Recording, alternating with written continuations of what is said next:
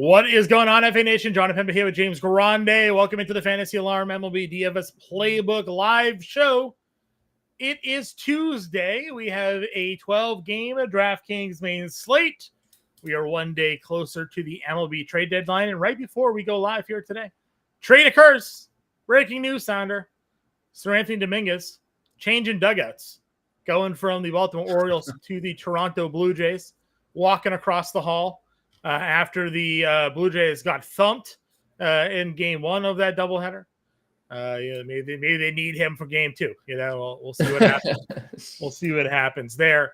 Grinding to the playbook today. Nobody knows the slate better than him. Some very interesting ownership for today. I'm excited to hear how you're breaking it all down. Good, sir. We got Podi Jen in the chat. We got our guy See Through You in the chat. And we're ready to get going here today, my friend. Yeah, it's a fun one. I'm back in the MME streets tonight, so should be a fun slate. I'm ready to get into it. A lot of games, no weather, should be fun. Offensively, should be fun on the mound as well. And wait, John. BVP sucks, as you can see. Yes. As you say, as you have as your official title now. Official. It's Restream allowing us to add titles. It's official. Both of them accurate here. Yes. Sure. All right.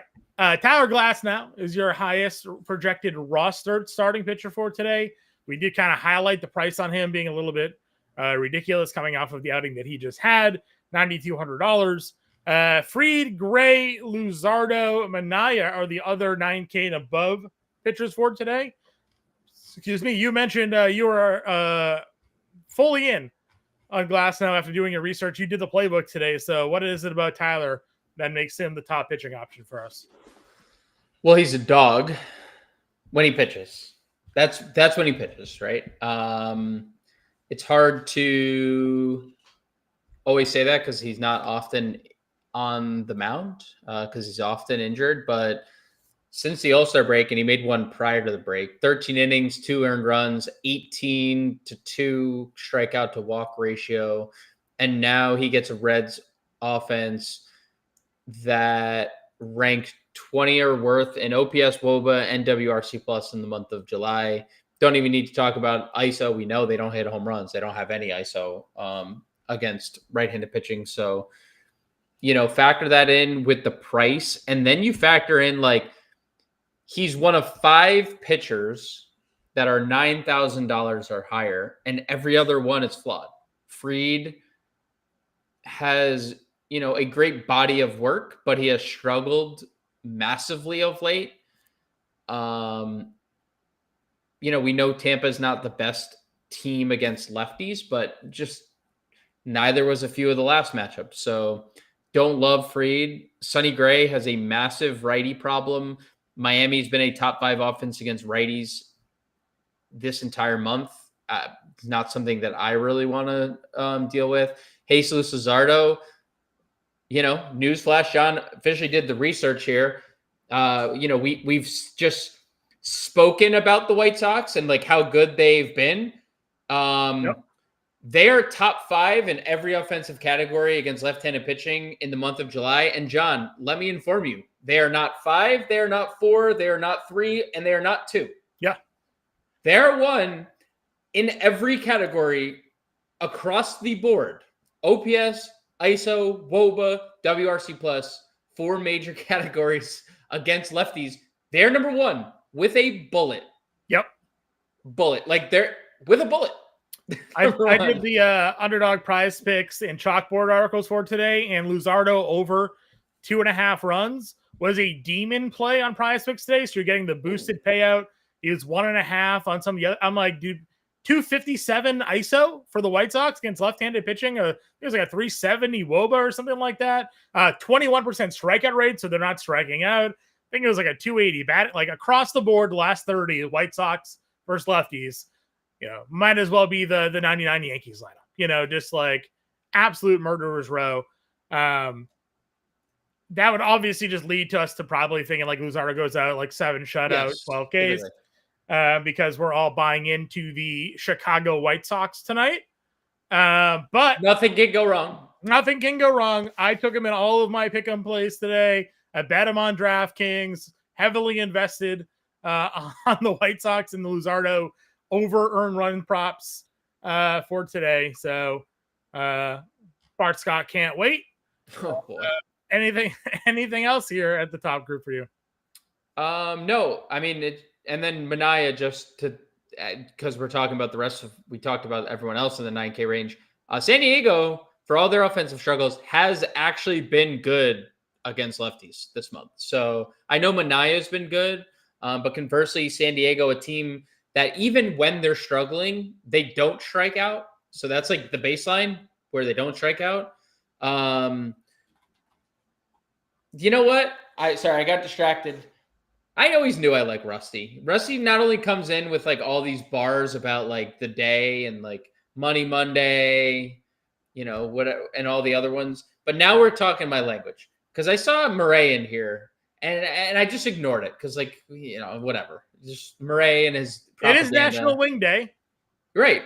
If you enjoy waiting 45 minutes to an hour at Wingstop, Wingstop, you can get 5 free wings today with the purchase. The taste is great. But I wish the taste was warm because it just takes too long to get your food. As I've said, I've never been to a Wingstop before. So there is one next to my house pretty much. And there's no good reviews for it. You had your experience. I told you about the place. I'm like, dude, the place by my house, terrible reviews. Then you went and you're like, dude, they forgot my order. Took an hour and a half. Dude. And we're not sponsored by Wingstop, so no, we're not. No, we won't be either. No, unfortunately, it tastes good. I did work at a Buffalo Wild Wings for 2 years, though. So, shout out B-Dubs. Shout out B-Dubs. All right, back to the regularly scheduled programming here. Mid-tier. Once we get past the 9K range, does anyone from Lugo down to Soroka interest you? I got 4 names. Okay. We'll start at the top with Nick Lodolo. I agree, Kenny. The taste was good. The service is terrible. Took me an hour and a half to get my food. It might be good. I've never been able to get food there, so I haven't tried. If anyone's listening, my wife is owed like $31 or something from Wingstop because she just said keep it. If you're listening and you work for Wingstop, you want to throw me some bonus promo codes. Like also agreed. Open. Agreed. Also agree. We're accepting all Wingstop donations. So I think Lodolo is a little bit interesting. Obviously, the home ballpark is not the best, but the Dodgers haven't been the best, especially against lefties in the month of July. 20th in OPS. They have a 25% strikeout rate. And over his last 7 starts, Nick Lodolo, including obviously the complete game shutout, 1.85 ERA, opponents hitting 193 in that 7-game span. I mean, he has been awesome. So I think Lodolo is good in tournaments. I think Lucas Giolito looks really good. The Twins are really good against lefties. They are not that against righties. 20th in OPS, 23rd in OPS. Their mark has dipped below 700 as a team. They're 24th in WRC Plus and WOBA in the month of July. And they have about a 24% strikeout rate in that span.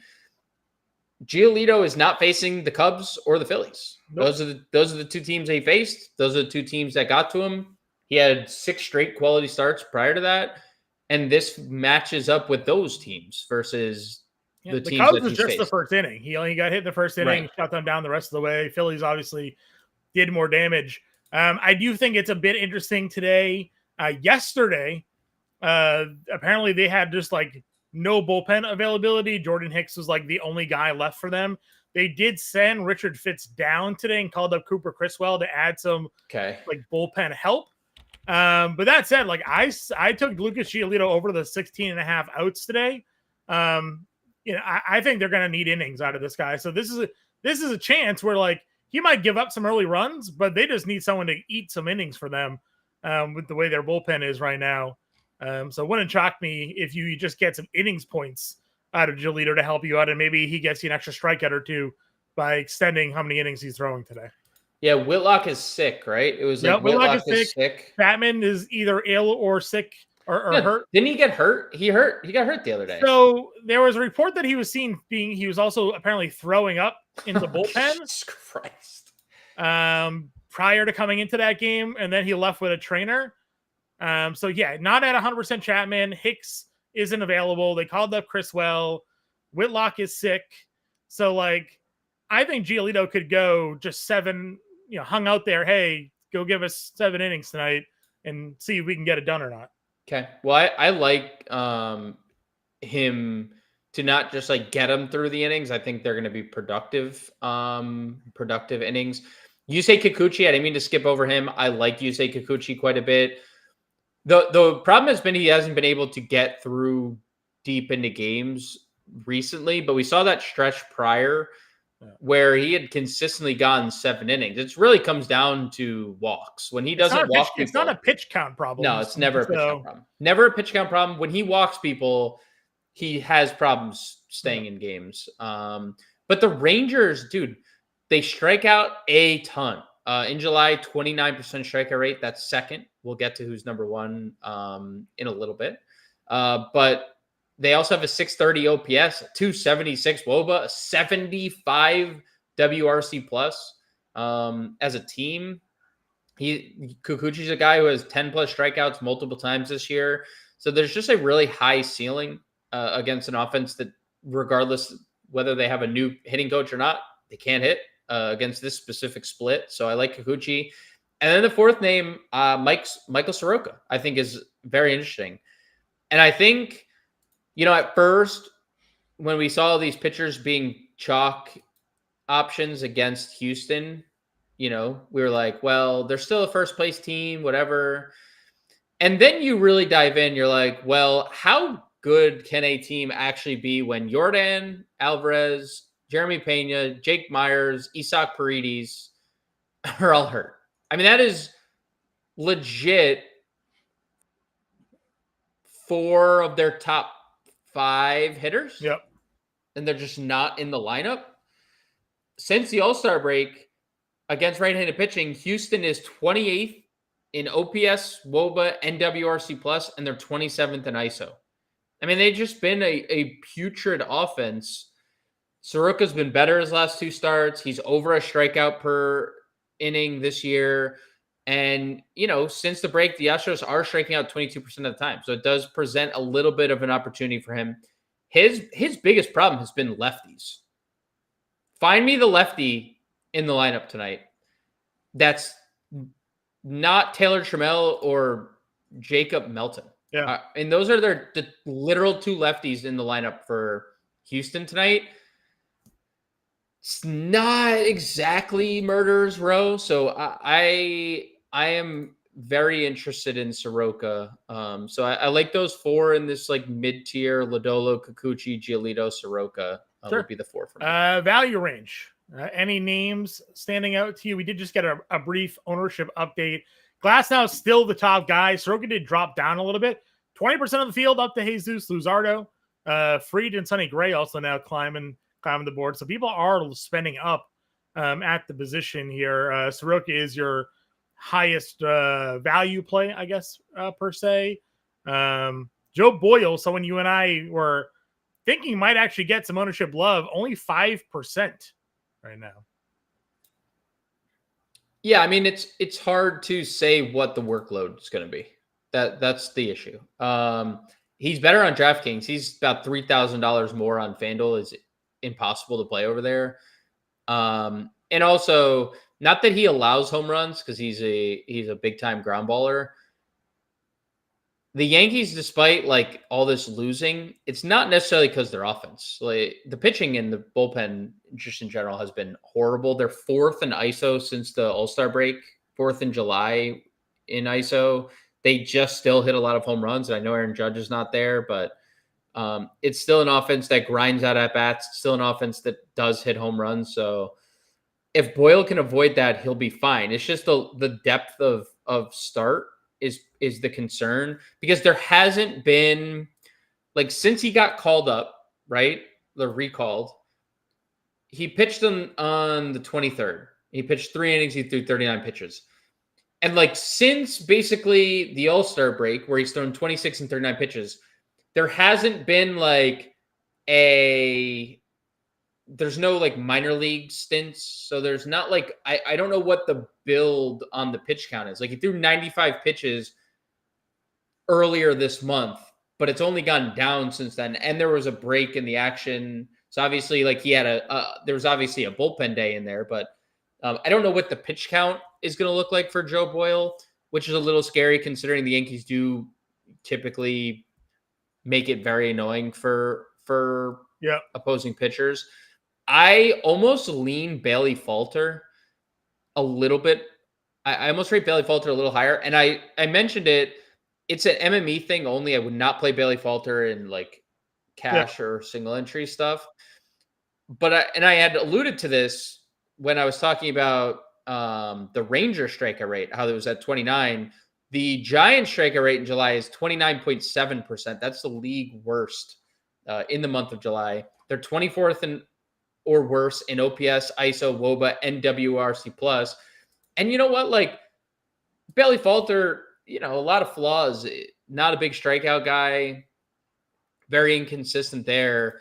3.8 ERA on the year, going into a really, really good ballpark against a offense that's been really, really bad, and he's really, really cheap when like there's no standout cheap guy, right? Everyone else in this tier is like, no thanks, would rather stack against you. I don't hate like darts if you're max entering or if you're playing, 10 lineups, whatever. I'm going to have a share or two of Bailey Falter just as a punt. And that's like going to be in a lineup where I'm stacking Seattle, or I'm trying to get Ohtani, or I'm trying to get, whatever expensive offense I can. That will be like the situations where Philly is a perfect one. Like Philly's offense looks really good. That would be a situation where I would use Anybody else? Falter in. And Ryan, we talked about Giolito. Definitely like Giolito. Again, just quick highlight on that one. Red Sox bullpen could be a bit worn down. Giolito is obviously in a good spot here. And a guy that's thrown 105 and 108 pitches. So might just get some extra points just by pitching deeper into the game here today. Moving on over to catcher. Ready?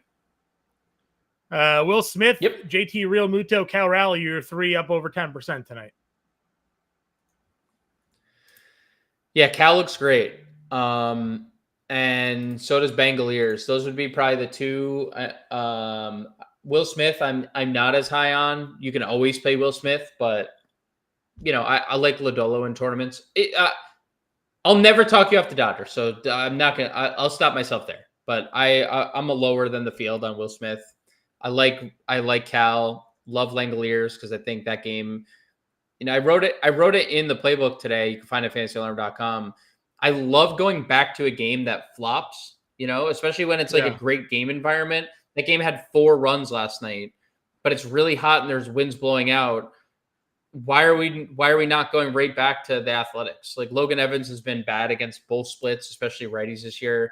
So I love Langoliers, love Cal, and that's love that game. So, those would be my top 2. You could definitely play Herrera.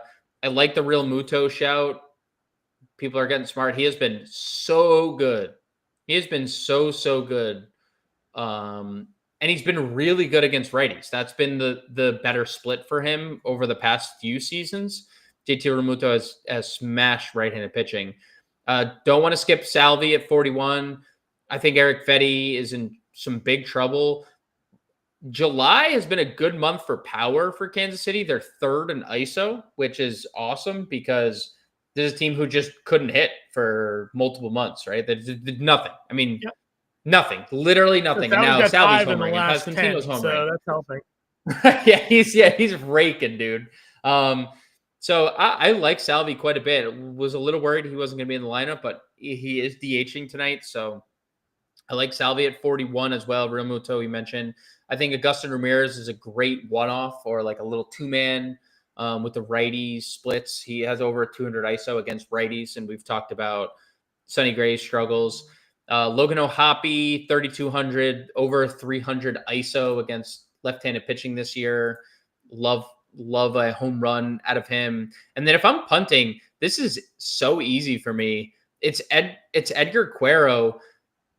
Dude, like, again, I don't want to like, I want to like temper my White Sox love because like it's the White Sox, and like I already did the whole thing about, and then you followed up. I'm all in like on the anti-Luzardo White Sox plays today. So yeah, and that it's like with the understanding that like Jesus Luzardo can be very good at times. Like he has been very good, and also he has all blown up to epic proportions. And you're getting a team that is number one in baseball over the last month against this specific split. Quero's included in that just a 139 ISO. We've known about like the lack of home runs. He's a 431 weighted on base against lefties this year, and he's hitting third. $2,400 hitter hitting third. $2,400 catcher, I should say, hitting third. You don't get that very often. So the one thing that Luzardo struggled with is righties. Lefties are doing absolutely nothing against him. Righties are hitting 287 with a near 350 WOBA. So yeah, I think Quero looks pretty good. Dude, hitting third again. Hitting third as a punt in a stack that we like tonight. Couldn't imagine a better value play on this board. So, Anthony, we're gonna go through all the White Sox we like. We go position by position. We just Quero. On here now. Yeah. Quero's number one. Based on position, we will go through all of the White Sox. But also, yes, we like pretty much all of the White Sox today, which again is very scary. Yeah. But we're happy to literally play pretty much all of the White Sox against Luzardo.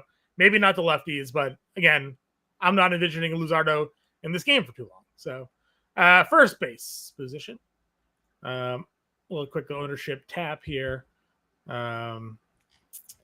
Ohtani, obviously no shocker there. Dual position eligibility, 15%. Nick Kurtz is your highest actual first baseman at $5,600. He is 12%. Nobody up after that, over 10%. Cody Clemens is actually getting ownership as a punt play today. What are your thoughts on first? My thought is Nick Kurtz is really powerful. Really strong. How many home runs would he have had if he started the year at the major league level? That's what's going through my brain. Love Kurtz 56. I love Bryce Harper at 54. I think Philly looks awesome today. Can definitely get to Harper. Josh Naylor is an absolute maniac stealing bases. He also hit a pimp job home run last night. He had 4 stolen bases in 3 games. Dude, he is, I'm telling you, he is a maniac. He's been awesome. So, like, love Josh Naylor, 49. Going to hit right in the middle of that lineup. Can play Yandy. I think it's fine. I don't have, like, a strong conviction there. I think Wilson Contreras looks really good at 42 if you're stacking Cardinals. I think the Cardinals will look really good against Sandy today. Vinny Paz, 39, I think looks amazing. Lefties have been the Eric Fetty problem, and Paz Quintino is going to welcome him rather quickly to his new threads. So I like Vinny Paz quite a bit. I mean, obviously the power's there. We talked about stacking, good environment for them. Vargas is not getting any ownership. We talked about, I don't really understand those. Again, no one's really playing the White Sox. We are. Is there any other value that you like though? Yeah, Vargas and Josh Bell would be the two. Jason Alexander has been horrible against lefties. Horrible. Horrid.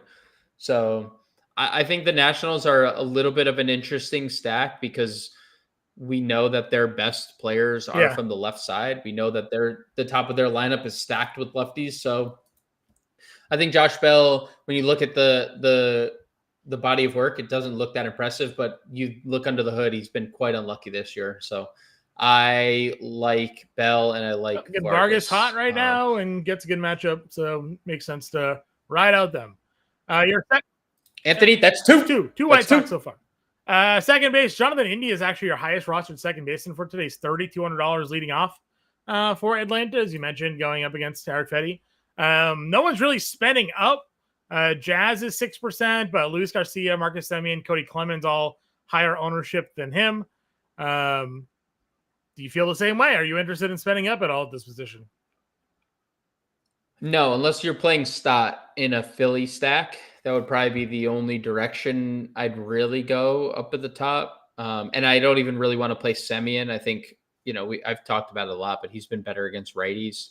I think the value at second is actually pretty good today. Jorge Polanco, first and foremost, $3,800. Just missed a home run last night, went foul in his first at bat. It was reviewed actually. 38.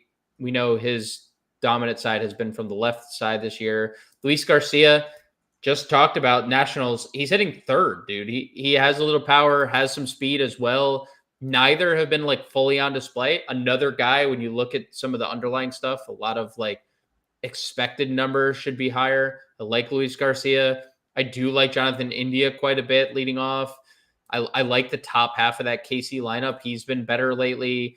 Chase Mydroth is probably like secondary in terms of like my White Sox interest, but he's leading off. So I can't hate you too much if you want to get to the White Sox. If we're playing White Sox, you could obviously play their leadoff guy. That works.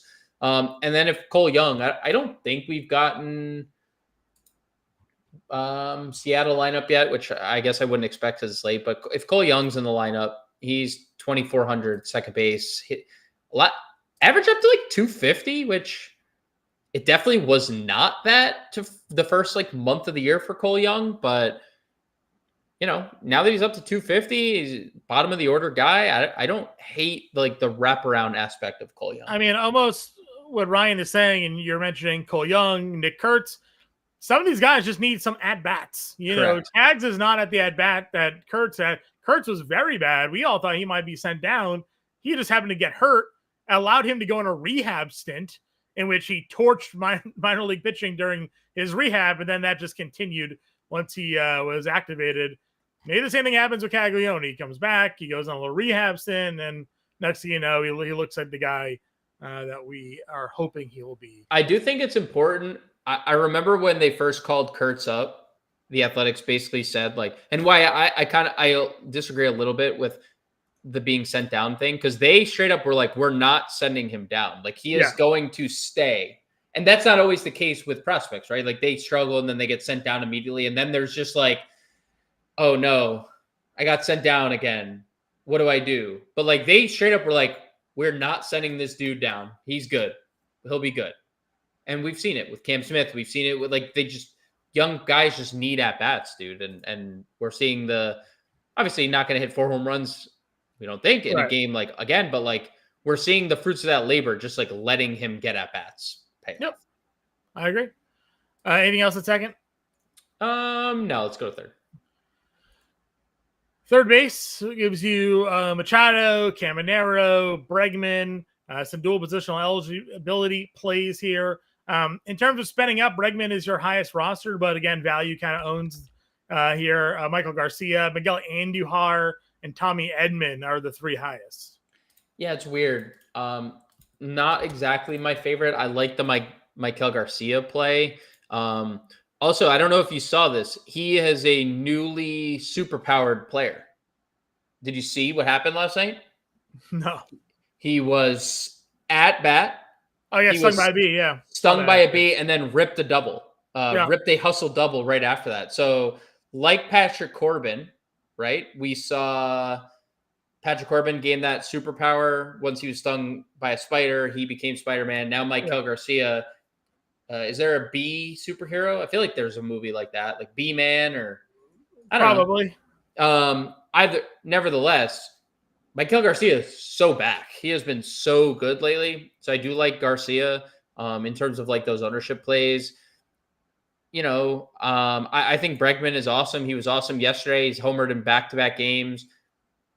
figuring it out again. Like this is like, oh right, I just needed some at bats off the IL to get the timing down. Get the timing down. He's been awesome facing a guy who just an absolute bizarre road to get to the major league level, and I don't know what the expectation is for him because he's not a guy who pitches very often in terms of starts. He's made 22 appearances this year at the minor leagues. He's made 5 starts.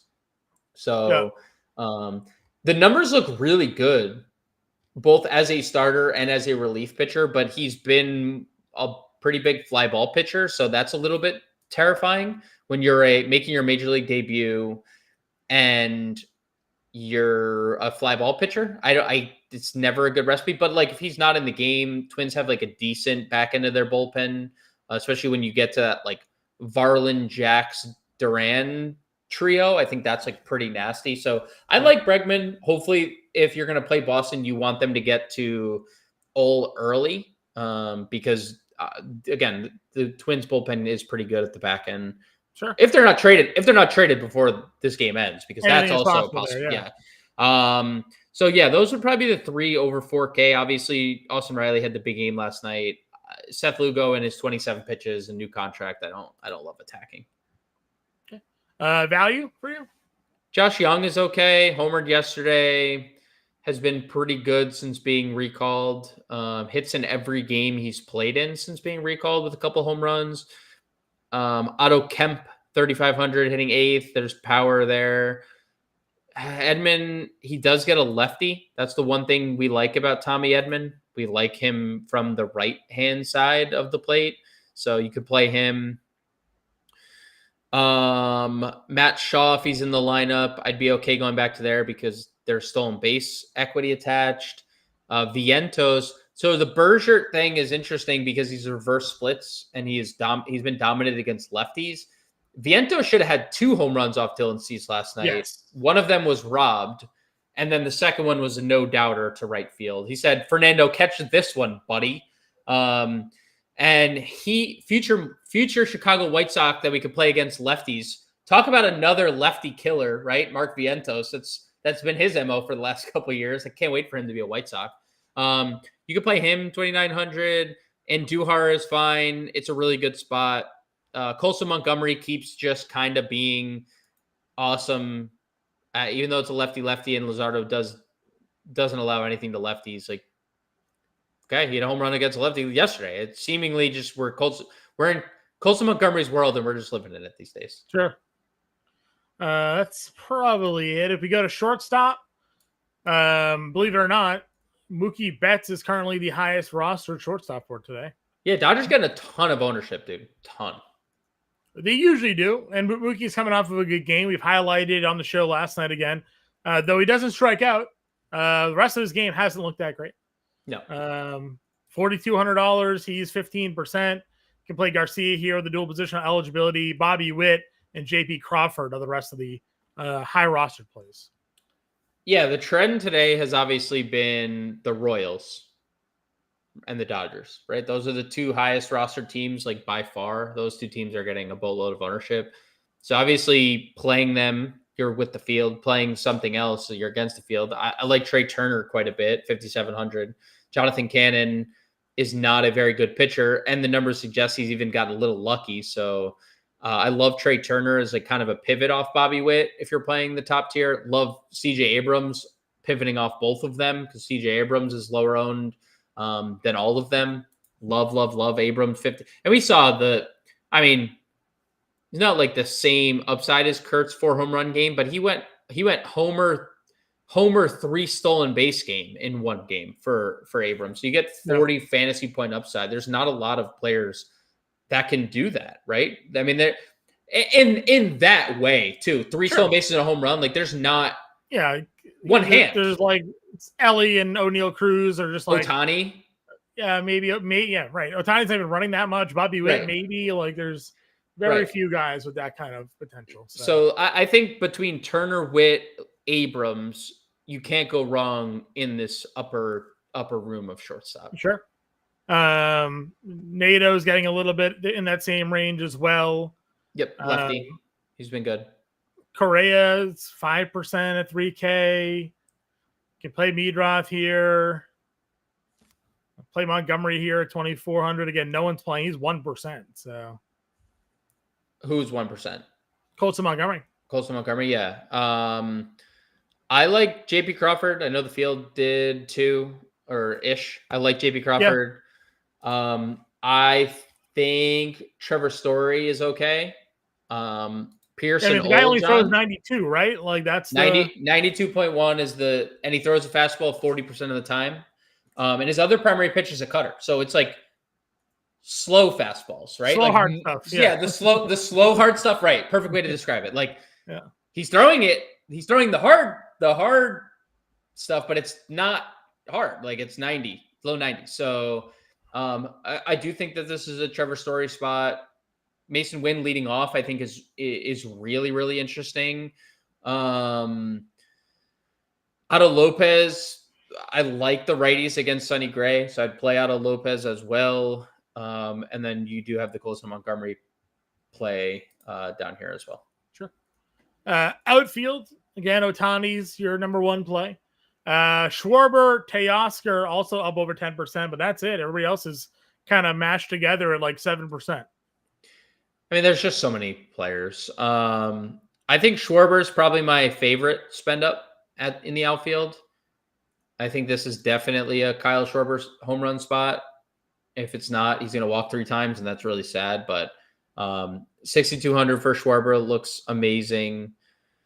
I'm going right back to Seattle. I've already told you that. The righties have actually looked better from a power standpoint against Luis Severino at home this year. Yeah. So I love Randy Arozarena, who, by the way, just was like, yeah, I'm going to steal 2 bases tonight. Stole a couple bases last night. Everybody was apparently stealing for Seattle. Everyone's running for Seattle. Their new look Seattle Mariners, where Josh Naylor and Randy Arozarena are both stealing every night. I think Cal got thrown out stealing last night as well. So everyone was trying to run, but, yeah, Severino, we've talked about this, but he has a 6.68 ERA at home. Righties at home against Severino this year, 327, 371, 503 slash line. So, Randy and Julio look amazing. Not going to skip O'Neal Cruz. I actually don't mind O'Neal Cruz tonight, 5,300. Love James Wood. I know James Wood has been quite terrible. And it's sad because James Wood is so good. But he's been quite bad. I don't expect James Wood to be bad forever because James Wood is too big and too powerful and too good and too strong to be terrible forever. And he gets an elite matchup against Jason Alexander, not from Seinfeld, the pitcher, who's bad. Much worse at his job than Jason Alexander from Seinfeld. And the only reason I know that is because when you type in Jason Alexander, the primary search is the Seinfeld guy. So that's the only reason. I've never actually watched Seinfeld. So, shout out to all the, I don't know. Missing out. Love Rooker 51, even though he's kind of slowed down, but that spot is amazing. You could play Stowers, even though I like the righties better. You could play Stowers there. And then there's like a really big run of guys in the 4K I like, 4K range I like here. Lawrence Butler 46, as long as he's leading off. Like Jarren Duran 46. Castellanos has been really good against both splits lately, 4,500. Soderstrom 4,500. Yelich 44, Abreu 44. You could play Teoscar. I'm not, but you can. Yeah, he's getting ownership tonight. He is getting ownership. Joe Adell has almost a 300 ISO against left-handed pitching. Roman Anthony leading off is really good at baseball. Alec Burleson, back-to-back games with home runs. Sandy Alcantara has been terrible against left-handed bats this year. So, there's a lot to like in this 4K range. Yeah. Endless supply. I didn't even mention Mike Trout, but yeah, Mike Trout's pretty good too. Yeah, again, it's a big slate. So we talk about all the time, right? There's 24 teams out there. So we're talking like 70 outfielders that are going to start tonight. Yep. So, value-wise, any core plays as we hit like 4K and under? Yeah, sub 4K. We talked Otto Kemp, Luis Robert Anthony, looking at you, wherever you are. Luis Robert, 3,500. I mean, that's a plug and play, dude. The ceiling that Luis Robert is showing is what Luis Robert did. Dude, didn't he hit like 38 home runs? Like we're talking about a guy with like 38 Luis home runs. Robert is a really, really talented baseball player when he wants to be focused and healthy. And now he thinks he might get traded. So might as well. So. Well, did you see the report was straight up like, we are trading him based on his talent, or we are not trading him at all. That was literally teams are trying to lowballing them, and they're like, "Yeah, this guy is, a 30, 100 guy if he just cares." So. Yeah, 3,500 for Luis Robert is a super elite price. Dominic Canzone at 3,500 as well. I really like. I think that's another direction I'd go. Where are some other ones? Austin Slater, $3,100. I am very interested in. We've talked about him against lefties for It's going to be really weird when we make an example lineup tonight with 4 White Sox, but it's going to happen. So, yikes. 38, right? 38. That's what I thought. Tramel's leading off again, and Melton's hitting 5th. Let's see if I had anyone else. Just throw it out there. Any other cheapies? Michael A. Taylor is another guy with a 200 plus guy that ISO. Hits lefties. Yeah, guy hits lefties. 200 plus ISO. Did I have for one am stunned that Jock Peterson went 0 for 4 with 2 strikeouts last night. Stunned. Shocked. Couldn't believe it. I know. What were the odds of such a thing happening? He was also $2,000 and it didn't matter. It didn't. It's $2,000. You play a $2,000 catcher who's gets a 0, it doesn't matter. You could have played a $2,000 Deshaun Kiersey and he homered. Yeah, I'm sure that was completely on your radar, right? Deshaun Kiersey. On the radar. Yeah, I'm sure. I'm absolutely sure he was. Anybody else? Did you? When's the last time you've said the name Deshaun Kiersey? I've actually rostered Deshaun Kiersey this year. I have. Okay. I asked you, when's the last time you said his name? I don't know when the last time he was in a lineup. Okay. Sure. Yeah. I think I played him on his other home run day. Anyways. I think you did. I feel like I remember. Right? That. I'm almost positive that I did. I think you did. I played like Kearshaw and Kiersey. They were like going right next to each other or something like that. All right. So build backwards here. Go Slater. Lyle's been good, Warren. He's a lefty. So yeah, I mean, if you want to play another lefty, I'm all for it. Caro. And then what? So it just depends on what you want to do, because I love going back to the Seattle, especially like no one's playing this game for no reason at all. Like there's 2 subpar to bad pitchers in that game, at least in that ballpark. Winds are blowing out. And recency bias, man, this is the part of the program I love about recency bias. Nobody wants to play the best game environment on the board. Like, I just don't understand. Yeah, leave it like that. Leave it just like that. Don't even touch it. That's the magnum opus of lineups that we've built this year, John. 3 White Sox. It's not going to get any better than that. Glass now. SP2 of your choice. Caro, Kurtz, second base, third base, Crawford, Slater, Robert, Rosarena. And we'll have the full lineup in the Discord. Appreciate you all tuning in. We'll have the preview show for Wednesday and then a live show for Wednesday. We got nothing for Thursday. 3 MLB games for trade deadline day. So the rest of the programming will be back for the Friday main slate. But there's still Wednesday, so we'll see you then. Let us know if you have any questions in the Discord or the comment section. Talk to you later.